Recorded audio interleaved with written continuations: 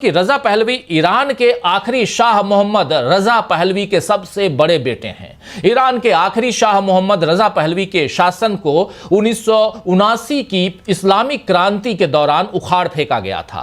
Pahlavi खानदान ने तब ईरान छोड़ दिया था और सत्ता अयतुल्लाह रूहुल्लाह खुमैनी के हाथों में आ गई थी, जिन्होंने ईरान में इस्लामी गणराज्य की स्थापना की थी। सत्ता संभालने से पहले खुमैनी पेरिस में थे, क्योंकि अमेरिका से नजदीकी संबंधों का विरोध करने के चलते शाह ने उन्हें देश से निष्कासित कर दिया था। लेकिन जब शाह मोहम्मद रजा पहलवी को ईरान छोड़ना पड़ा तो फिर इस्लामी गणराज्य की स्थापना हो गई और शासन की बागडोर मौलवियों के हाथों में आ गई। इन्हीं मौलवियों में एक नाम अली खामनेई का भी था, जो बहुत कम समय में खुमैनी के सबसे करीबी सहयोगियों में शामिल हो गए थे। यह समझना यहां जरूरी है कि खुमैनी के बाद अयतुल्लाह अली खामनेई आखिर इतने महत्वपूर्ण, इतने इंपॉर्टेंट क्यों हो गए कि इजराइल और अमेरिका दोनों उनकी जान के पीछे पड़े हैं। दरअसल खामनेई उस दौर में बड़े हो रहे थे जब ईरान में पहलवी शासन था और अपनी धर्मनिरपेक्ष सोच की वजह से शाह धार्मिक व्यक्तियों को तरजीह नहीं देते थे। लेकिन अयतुल्लाह खामनेई महज 11 साल की उम्र में मौलवी बन गए और अपने हम उम्र बच्चों से काफी अलग थे।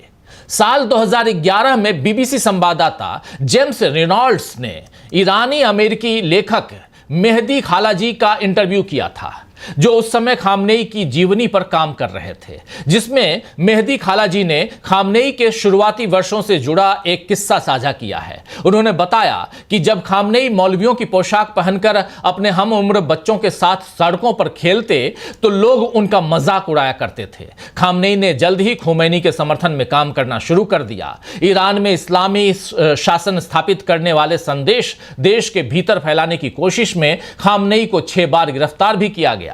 उन पर 2 बार जानलेवा हमले भी हुए। जब खुमैनी के हाथ में सत्ता आई तो खामनेई को देश का उप रक्षा मंत्री नियुक्त किया गया। इस दौरान उन्होंने इस्लामिक रिवॉल्यूशनरी गार्ड कोर यानी ITRGC को संगठित करने में अहम भूमिका निभाई, जो इस समय ईरान की सबसे शक्तिशाली संस्थाओं में से एक है।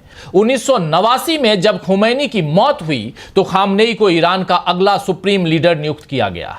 अब इसी सुप्रीम लीडर को इजराइल ने अपने निशाने पर रखा है। एक तरफ रजा पहलवी ने ईरान की जनता को संदेश दे दिया है कि जल्द ही खामनेई की सत्ता का अंत होगा, तो दूसरी तरफ बेंजामिन नेतन्याहू ने ईरानी आवाम को अंग्रेजी में सीधे संबोधित किया और ईरानियों से अपील की कि अब समय आ गया है जब वे शैतानी और दमनकारी शासन के खिलाफ उठ खड़े हों। नेतन्याहू ने कहा, इजरायली सैन्य अभियान आपके लिए आजादी हासिल करने का रास्ता साफ कर रहा है। यह पूरा घटनाक्रम बता रहा है दोस्तों कि खामनेई को किसी भी तरह रास्ते से हटाना इजराइल और अमेरिका का मिशन है।